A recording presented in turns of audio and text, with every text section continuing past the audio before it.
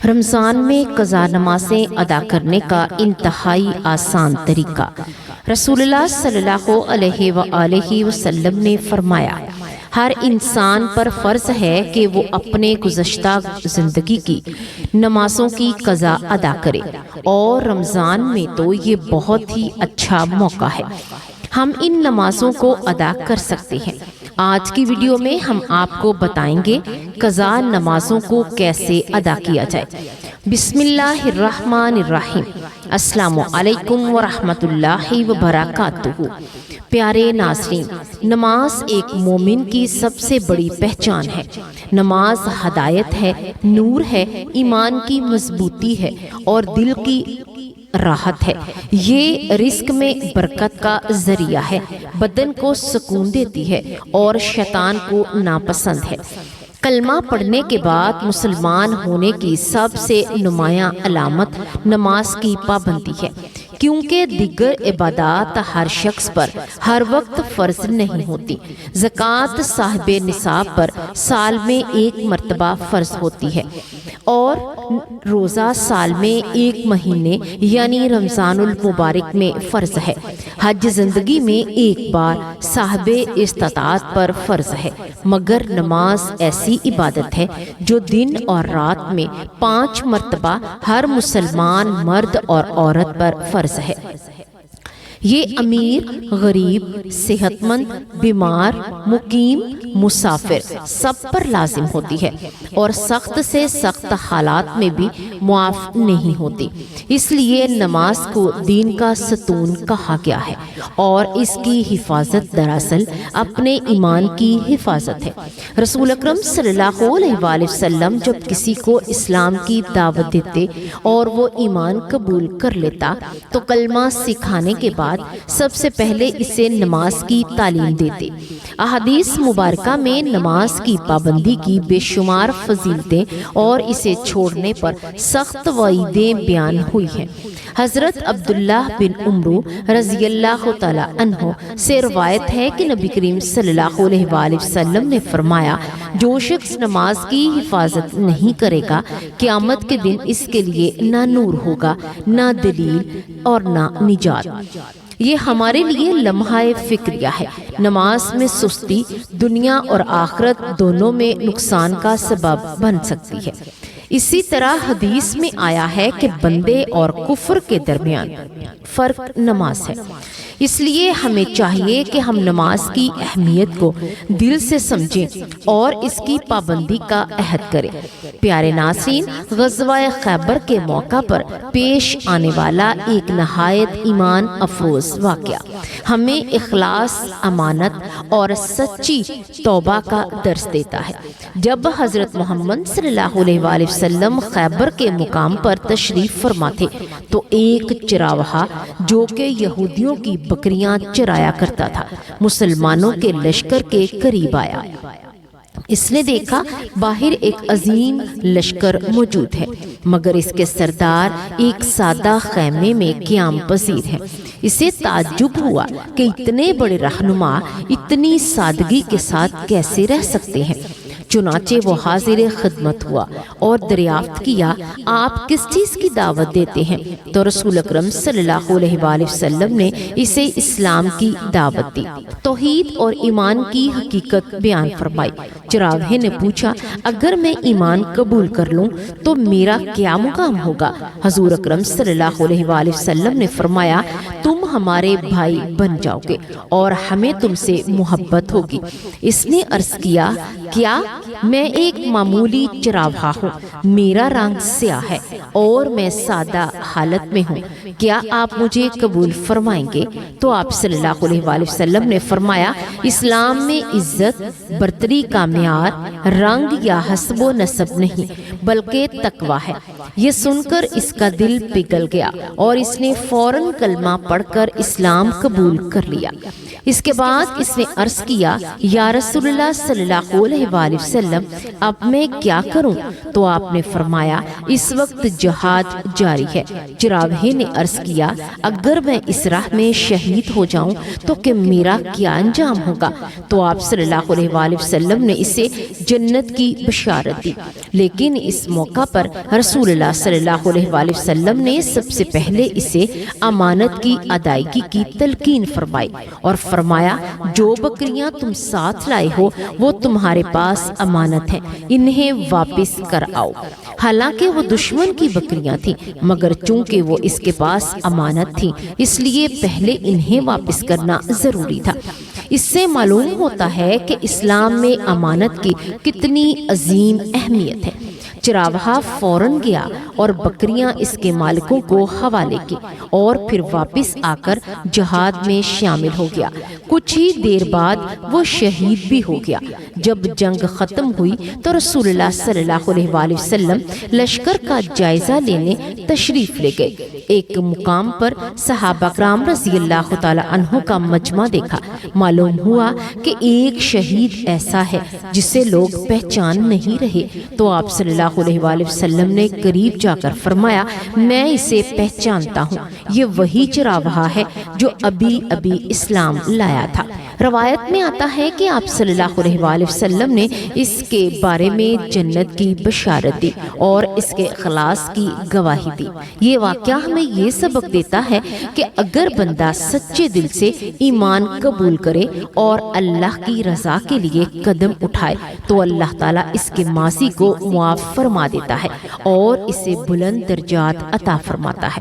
اس چراوہے کو ایمان لانے کے بعد زیادہ وقت نہیں ملا مگر اس کے اخلاص نے اسے عظیم مقام عطا کر دیا۔ پیارے ناظرین، جب ایک شخص چند لمحوں کے اخلاص سے اتنا بلند مقام پا سکتا ہے تو ہم کیوں نہیں؟ اب بات کرتے ہیں قضا نمازوں کی۔ پیارے ناظرین، قضا نمازوں کو دو طریقوں سے ادا کیا جا سکتا ہے۔ پہلا طریقہ رمضان کے علاوہ بھی آپ ہر دن ہر سال اس نماز کو مکمل کر سکتے ہیں، اور دوسرا طریقہ آپ کو رمضان کے بارے میں بتایا جائے گا جو انتہائی آسان ہے۔ اگر کسی کی سابقہ زندگی کی نمازیں رہ گئی ہوں اور وہ اب اللہ تعالیٰ اسے توفیق دے رہا ہے کہ وہ اپنی قضا نمازیں ادا کرے تو یہ اس کے لیے بہت بڑی سعادت ہے۔ سب سے پہلے وہ یہ حساب لگائے کہ بلوغت کے بعد سے اب تک کتنی نمازیں اس سے رہ گئی ہیں۔ اگر درست تاریخ معلوم نہ ہو تو احتیاطاً لڑکی 9 سال اور لڑکا 12 سال کی عمر سے اندازہ لگا کر حساب کرے۔ اگر پوری تعداد معلوم ہو تو بہتر ہے کہ ترتیب کے ساتھ قضا ادا کرے، اور اگر صحیح تعداد معلوم نہ ہو تو غالب گمان کے مطابق اندازہ لگا کر کچھ زیادہ شمار کر لے اور اسے لکھ کر رکھ لے تاکہ آہستہ آہستہ ادا کرتا رہے۔ قضا صرف فرض نمازوں اور وتر کی ہوتی ہے۔ فجر کی 2 فرض اور ظہر کی 4، عصر کی 4، مغرب کی 3 اور عشاء کی 4 فرض کے ساتھ 3 وتر قضا کیے جائیں گے۔ نیت کرتے وقت دل میں واضح ارادہ ہونا چاہیے کہ کون سی نماز کی قضا ادا کی جا رہی ہے۔ اگر دن اور تاریخ معلوم نہ ہو تو یوں نیت کی جا سکتی ہے کہ میں اپنی قضا فرض کی نمازوں میں پہلی فجر ادا کر رہا ہوں یا آخری فجر ادا کر رہا ہوں۔ اسی طرح باقی نمازوں میں بھی نیت کی جائے۔ ایک آسان طریقہ یہ ہے کہ ہر وقتی فرض نماز کے ساتھ اس نماز کی ایک قضا بھی ادا کر لی جائے۔ مثلا فجر کی فرض کے ساتھ بعد ایک فجر کی قضا، ظہر کے بعد ایک ظہر کی قضا، اسی طرح باقی نمازیں اسی طرح چند مہینوں یا سال میں تمام قضا نمازیں آسانی سے ادا ہو سکتی ہیں۔ اب وہ بات کرتے ہیں کہ رمضان المبارک کے مہینے میں، رمضان المبارک کا وہ مہینہ جس میں ہم اپنی قضا نمازوں کا انتہائی آسان طریقے سے ادا کر سکتے ہیں۔ پیارے ناظرین، چونکہ رمضان المبارک میں ہمارے پاس عبادت کے لیے وقت میسر آتا ہے، اس لیے یہ قضا نمازوں کی ادائیگی کا انتہائی بہترین موقع ہے۔ جب بھی آپ کسی کام سے فارغ ہوں اور آپ کے پاس کچھ وقت موجود ہو، اس وقت کوئی فرض نماز کا وقت داخل نہ ہوا ہو، تو آپ اپنی قضا نمازیں ادا کرنا شروع کر دیں۔ مثلاً اگر صبح 9 بجے، 10 بجے یا دن کے کسی اور حصے میں جب بھی آپ کو فرصت مل جائے تو اس قیمتی وقت کو ضائع نہ کریں، بلکہ اسے اپنی آخرت سنوارنے کے لیے استعمال کریں۔ آغاز فجر کی قضا نمازوں سے کریں اور دل میں یوں نیت کریں کہ میں اپنی قضا فجر کی نمازوں میں پہلی فجر ادا کر رہا ہوں یا ادا کر رہی ہوں جو میرے ذمہ باقی ہیں۔ پھر سکون اور توجہ کے ساتھ نماز پڑھتے جائیں۔ اگر آپ کے پاس 1 گھنٹہ، 2 گھنٹے یا 1.5 گھنٹہ وقت ہے تو اس پورے وقت میں مسلسل قضا نمازیں ادا کرتے رہیں۔ جتنی نمازیں ادا ہو جائیں انہیں اپنی بنائی ہوئی فہرست سے کاٹتے جائیں تاکہ آپ کو واضح اندازہ رہے کہ کتنی نمازیں ادا ہو چکی ہیں اور کتنی باقی ہیں۔ اسی طرح آپ کو حوصلہ بھی ملے گا اور نظم بھی برقرار رہے گا۔ اسی ترتیب سے آپ منصوبہ بنا سکتے ہیں کہ ایک دن فجر کی قضا نمازیں ادا کریں گے، اگلے دن ظہر کی قضا نمازیں شروع کرتے، اگر فجر مکمل ہو جائے تو پھر ظہر کی قضا پڑھنا شروع کر دیں، اس کے بعد عصر کی، پھر مغرب کی اور پھر عشاء کی قضا ادا کریں۔ عشاء کے ساتھ وتر کی قضا بھی ضرور شامل کریں۔ آپ چاہیں تو ہر وقتی فرض نماز کے ساتھ اس نماز کو ایک قضا بھی شامل کر سکتے ہیں۔ مثلا فجر کی فرض کے بعد ایک فجر کی قضا، ظہر کے بعد ایک ظہر کی قضا اور اسی طرح باقی نمازیں۔ اس طریقے سے بوجھ بھی محسوس نہیں ہوگا اور آہستہ آہستہ ساری نمازیں ادا ہوتی جائیں گی۔ رمضان کا مہینہ رحمت، مغفرت اور برکتوں کا خزانہ ہے۔ اگر ہم اس مہینے میں روزانہ تھوڑا سا وقت نکال کر مستقل مزاجی کے ساتھ قضا نمازیں ادا کرتے رہیں تو چند ہفتوں میں بہت بڑی تعداد مکمل ہو سکتی ہے۔ یہ ہمارے لیے ایک سنہری موقع ہے۔ ہم اپنی سابقہ کوتاہیوں کی تلافی کریں، اپنے رب سے معافی مانگیں اور اپنے نامہ اعمال کو بہتر بنائیں۔ آج ہی ارادہ کریں کہ اس مبارک مہینے کو ضائع نہیں کریں گے، بلکہ اپنی تمام قضا نمازوں کو ادا کر کے اللہ تعالیٰ کی رضا حاصل کرنے کی کوشش کریں گے۔ اللہ تعالیٰ ہمیں استطاعت عطا فرمائے اور ہماری یہ محنت اپنی بارگاہ میں قبول فرمائے، آمین یا رب العالمین۔ اگر ہم بھی سچے دل سے توبہ کر کے اپنی قضا نمازوں کی ادائیگی شروع کر دیں تو یقیناً اللہ تعالیٰ ہماری کوتاہیوں کو معاف فرما سکتے ہیں۔ آئیے آج ہم یہ عہد کریں کہ آئندہ کبھی بھی نماز کو معمولی نہیں سمجھیں گے، 5 وقت کی نماز پابندی سے ادا کریں گے اور جو نمازیں رہ گئی ہیں انہیں ضرور مکمل کریں گے۔ پیارے ناظرین، یہاں ایک بات کی اصلاح کرتے جائیں۔ اکثر لوگ یہ کہتے ہیں کہ اگر رمضان المبارک کے آخری جمعۃ المبارک کو 2 رکعت نفل ادا کر لیے جائیں تو اس سے تمام قضائے عمری ادا ہو جائے گی۔ تو پیارے ناظرین، یہ سراسر غلط فہمی ہے، ایسا بالکل بھی نہیں ہے۔ ہر نماز کا حساب دینا ہوگا۔ جو بھی سوشل میڈیا پر یا ویسے بھی کہتے ہیں کہ اگر آپ رمضان المبارک کے آخری جمعہ میں صرف 2 رکعت نفل یوں ادا کر لو تو تمہاری تمام قضائے عمری ادا ہو گئی، تمام قضا نمازیں ادا ہو گئی، تو یہ سراسر غلط ہوگا۔ ہر وہ نماز جو آپ کے بالغ ہونے کے بعد آپ کی زندگی میں رہی وہ آپ کو لازمی ادا کرنی ہوگی۔ اگر آپ نے اسے چھوڑا تو اس کے بارے میں ضرور سوال کیا جائے گا۔ اس لیے اس غلط فہمی کا شکار نہ ہوں اور اپنی نمازوں کی حفاظت کریں۔ اگر کسی مجبوری کی وجہ سے یا کسی اور وجہ سے آپ کی نماز رہ بھی گئی تو یاد رکھو وہ نمازیں آپ کو قضا ادا کرنا ضرور ہوگی۔ اللہ تعالیٰ سے دعا ہے کہ وہ ہمیں نماز کی حقیقی محبت عطا فرمائے ہمیں سستی اور غفلت سے بچائے، ہمارے گزشتہ گناہوں کو معاف فرمائے اور ہمیں دنیا اور آخرت کی کامیابی عطا فرمائے۔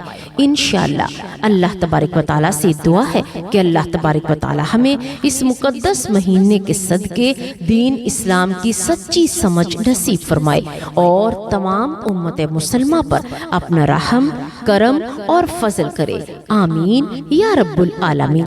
پیارے ناظرین، اگر آپ کو ہماری یہ معلوماتی اور ایمان افروز ویڈیو پسند آئی ہے تو آپ سے گزارش ہے اسے لائک ضرور کیجیے گا اور اس نیک عمل کو صدقہ جاریہ سمجھ کر اپنے دوستوں اور عزیزوں تک ضرور پہنچائیے گا، کیونکہ رسول اللہ صلی اللہ علیہ وآلہ وسلم نے فرمایا جو شخص کسی کو بھلائی کی طرف بلاتا ہے وہ اسے ویسا ہی اجر ملتا ہے جیسا کہ عمل کرنے والے کو ملتا ہے۔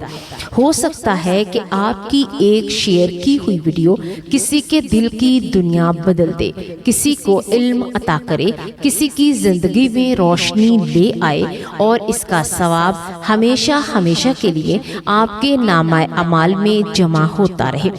یاد رکھیے، اچھی بات کو پھیلانا خود ایک نیکی ہے اور نیکی کے چراغ جلانے والے کبھی اندھیروں میں نہیں رہتے۔ لہٰذا ناظرین، ہماری ویڈیو کو لائک کرنا نہ بھولیے گا اور اگر آپ پہلی بار ہمارے چینل پر آئے ہیں تو چینل کو ضرور سبسکرائب کیجیے تاکہ آنے والی مزید ایمان افروز اور معلوماتی ویڈیوز آپ تک سب سے پہلے پہنچ سکیں۔ ہم دل کی گہرائیوں سے دعا کرتے ہیں کہ اللہ تبارک و تعالیٰ آپ سب کو دنیا اور آخرت کی کامیابیاں عطا فرمائے، آپ کے گھروں میں برکتیں نازل کرے، آپ کی دعاؤں کو قبول فرمائے، آپ کے دین اور دنیا کے مسائل آسان کرے اور آپ کو دین کی خدمت کی توفیق عطا فرمائے، آمین یا رب العالمین۔